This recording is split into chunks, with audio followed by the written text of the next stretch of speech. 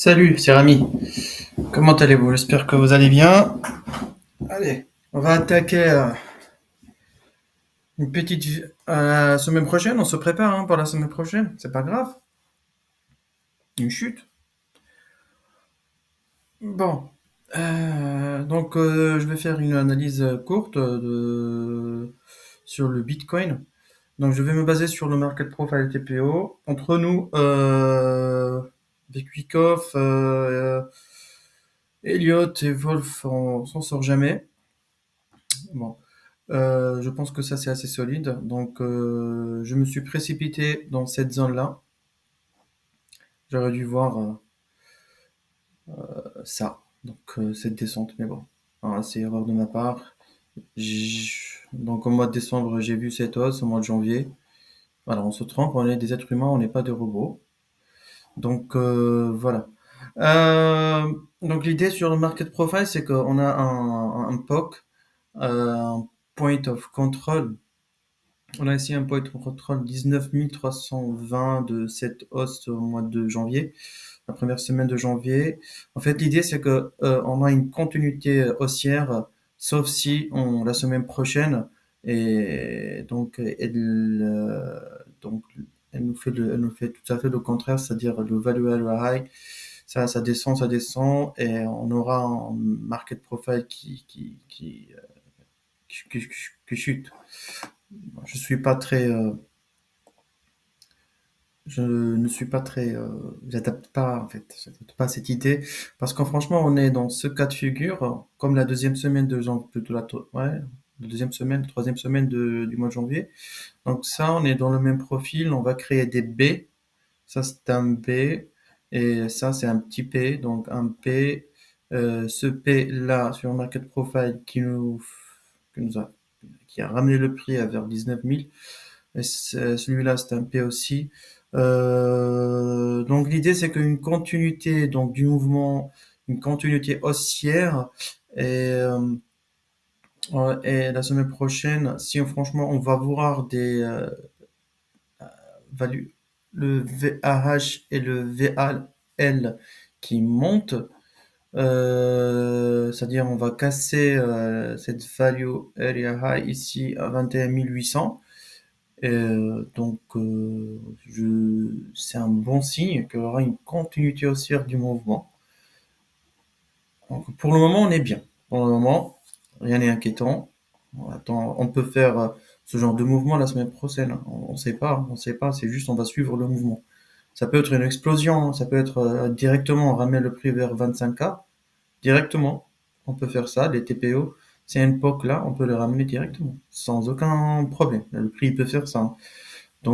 Pourquoi en fait je vois le retour ici un peu difficile parce que les market profilers ils appellent ça yearly open drive, c'est-à-dire l'ouverture donc du prix annuel, et généralement avec telle accélération le prix ne revient pas. Bah, il va revenir mais pas rapidement, pas assez rapidement, c'est-à-dire on va faire une continuité haussière pour après on distribue pour remonter le prix vers le bas après. Donc parce que si on regarde bien les MPOC qui nous attendent, 29 160, ça c'est un target, donc 29 160 et 36 870, tout ça sont des 44 510, 48 890 et finalement le 61 000. Juste pour le market profiler, ils appellent ça sont des MPOC vierges, ils n'ont pas été testés. C'est là où vous voyez le prix n'a jamais revenu, c'est sont des targets potentiels. Voilà. Donc ça, c'est un target potentiel qui va faire exploser le prix.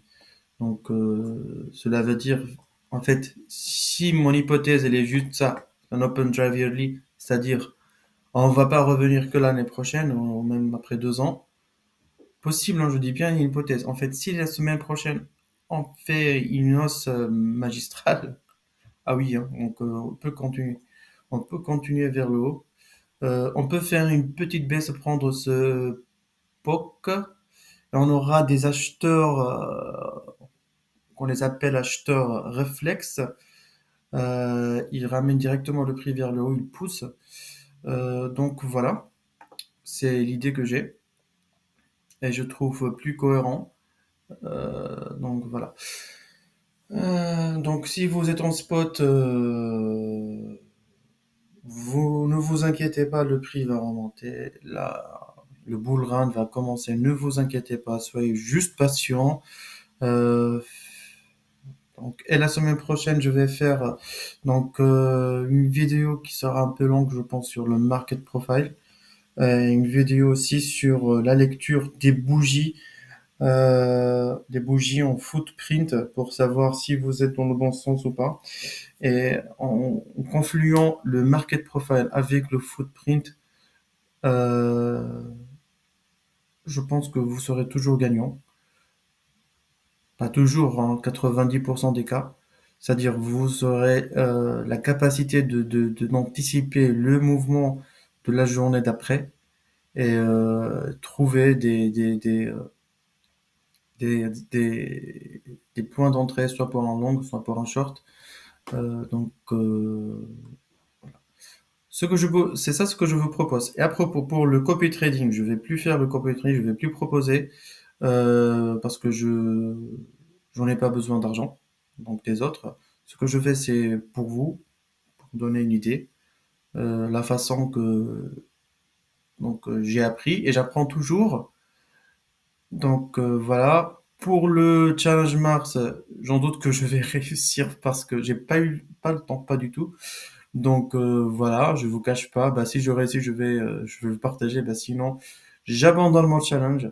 Bref, voilà, c'est pas parce que cette chute elle m'a, non non pas du tout, mais c'est juste j'ai pas eu le temps de trader, pas du tout. Bref, j'ai pris quelques scalps de 30 minutes en longue ou en short, mais bon. Donc voilà, c'est ça l'idée. Donc focalisez-vous sur ça, faites ça sur Atas, regardez évaluer le high de la journée, celle d'avant, et il y aura s'il y a une rencontre continuité ou pas, je vais vous montrer comment utiliser cet outil merveilleux pour trader et avoir une vision même à long terme. Et sur ce, je vous souhaite une belle soirée et